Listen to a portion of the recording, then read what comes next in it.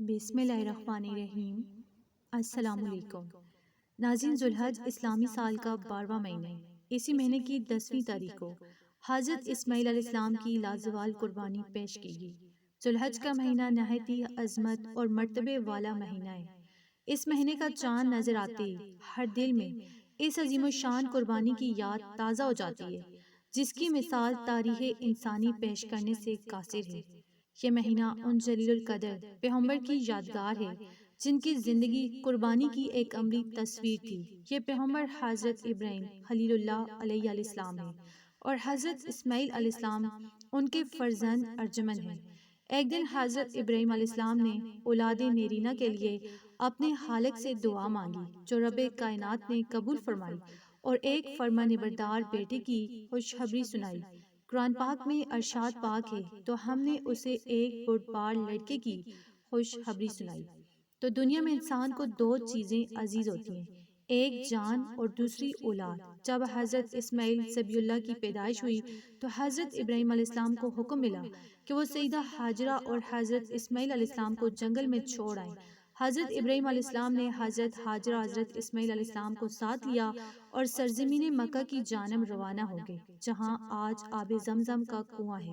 وہاں پہنچنے پر جبرائیل علیہ السلام نے عرض کی، اللہ کے پیارے خلیل، منشا الہی یہی ہے کہ انہیں یہاں چھوڑ دیا جائے۔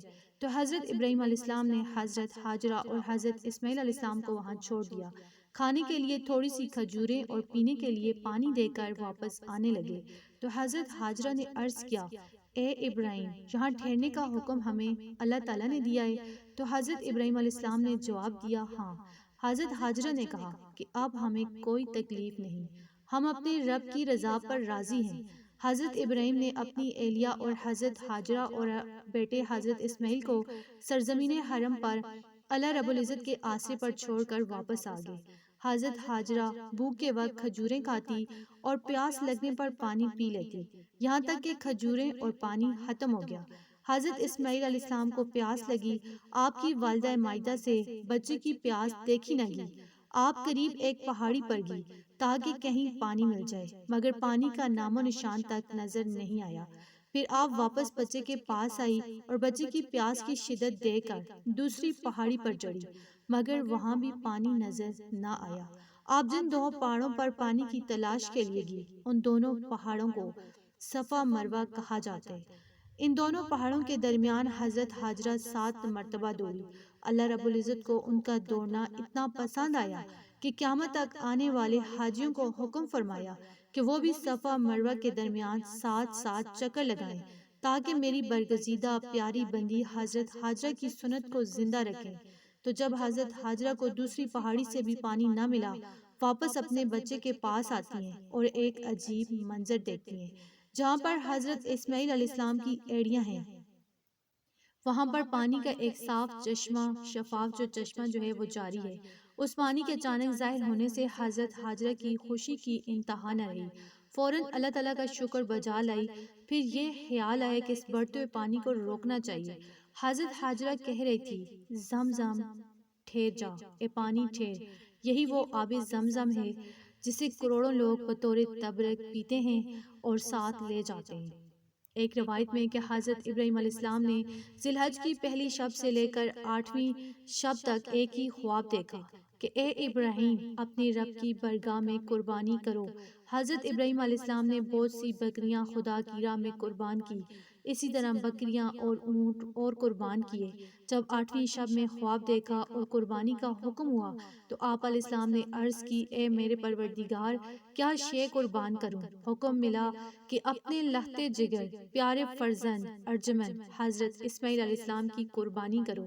یہ حکم پا کر خلیل اللہ علیہ السلام متفکر ہو گئے۔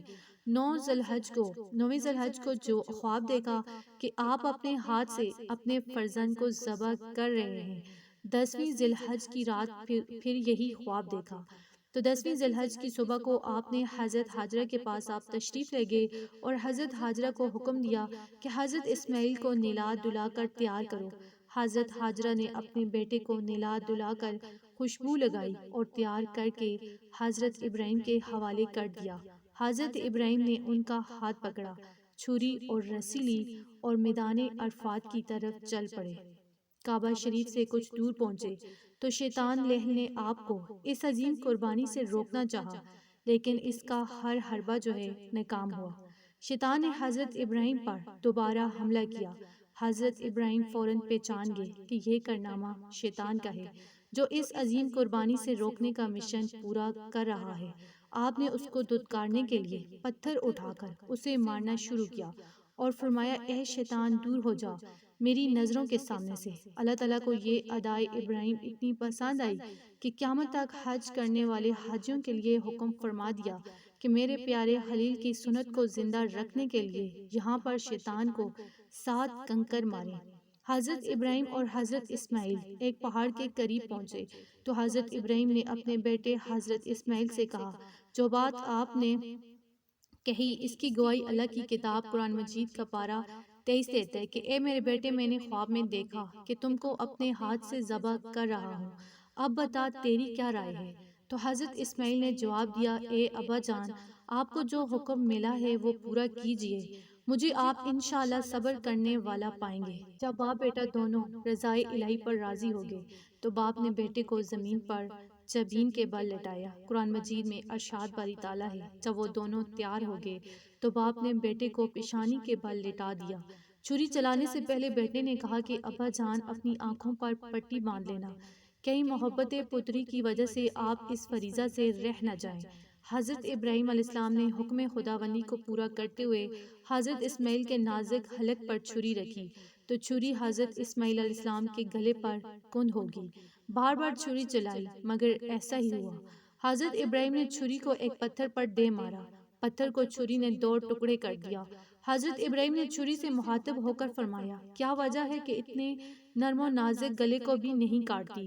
چھری پکار اٹھی، اے اللہ تعالیٰ کے خلیل، مجھے رب کا حکم مل چکا ہے کہ حضرت اسماعیل کا حلقوم نہیں کاٹنا۔